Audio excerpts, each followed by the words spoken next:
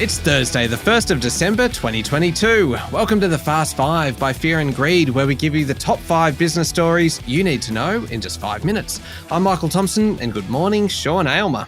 Good morning, Michael.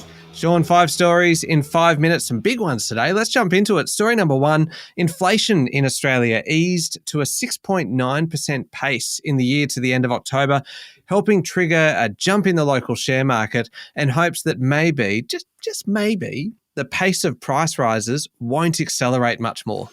The monthly Bureau of Statistics measure shows that the annualised pace of price rises dropped from 7.3% to that number you said, 6.9% in October. Now, inflation's still high, much, much too high. Everyone from the Reserve Bank and market economists to workers and people with home loans are looking for signs that the pace of inflation has peaked. Now, you can't definitively say that yesterday's number shows that, but wow, it's a good sign.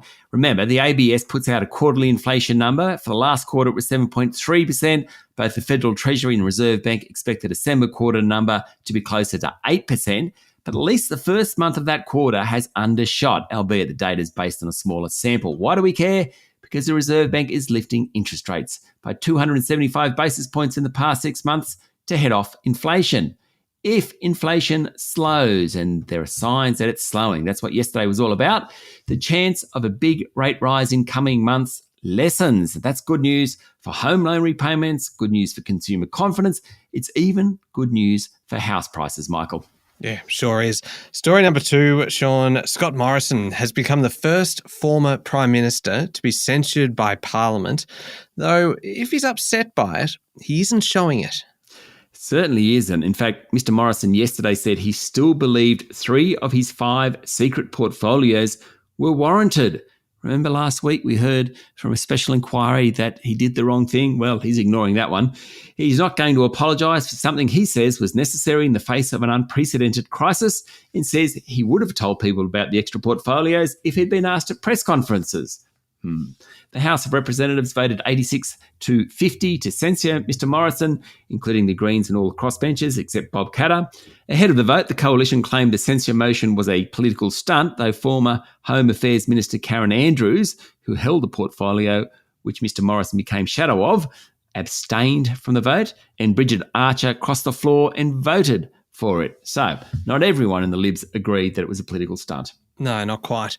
All right, story number 3. Austrac is suing the Star Entertainment Group over allegations that VIP patrons churned dirty money through the group's Sydney, Brisbane and Gold Coast casinos. The Financial Crimes Watchdog filed its case yesterday, claiming the alleged money laundering amounted to serious and systemic breaches of federal law. The Star's failure to manage risky patrons in turn exposed the Australian and global financial system to systemic money laundering and terrorism financing risk over many years, according to Austrac. Competitor Crown Resorts is facing a similar court action. It's actually put aside around $600 million to pay for fines levied by the states and the regulator. The Star is going to have to do something similar. Sean, story number 4 is a pretty disturbing one. We've got obviously the Soccer World Cup continuing. Some of the big names in world football, a couple of smaller ones making it through to the final 16. But yesterday, a top official involved in the tournament said the number of worker deaths building the impressive stadiums was somewhere between 400 and 500. Incredible. That estimate by the Secretary-General of Qatar's Supreme Committee for Delivery and Legacy is much, much higher than previous numbers out of Doha. In fact, those numbers were around 40. The admission is sure to reinvigorate criticism by human rights groups over the toll of hosting the Middle East's first World Cup. Migrant labour was mostly used to build more than $200 billion worth of stadiums, metro lines and new infrastructure needed for the tournament. The human cost obviously was very, very high.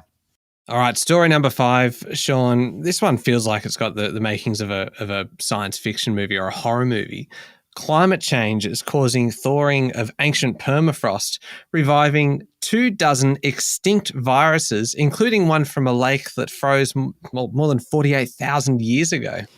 That's right. Researchers examined ancient samples collected from permafrost in the Siberia region of Russia. Now, according to Bloomberg, they revived and characterised 13 new pathogens, what they termed zombie viruses. They found that they remained infectious despite spending many millennia trapped in the frozen ground. Incredible. The potential revival of a virus that could infect animals or humans is problematic, but the scientists said their work can be extrapolated to show the danger is real. Quite incredible.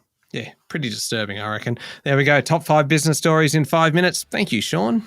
Thank you, Michael. It's Thursday, the 1st of December, 2022. Remember to hit follow on the podcast, and don't forget to check out our other podcast, How Do They Afford That, with Canna Campbell, the founder of Sugar Mama TV. This week's episode is all about bill shock and how to deal with an electricity bill that basically exceeds your expectations.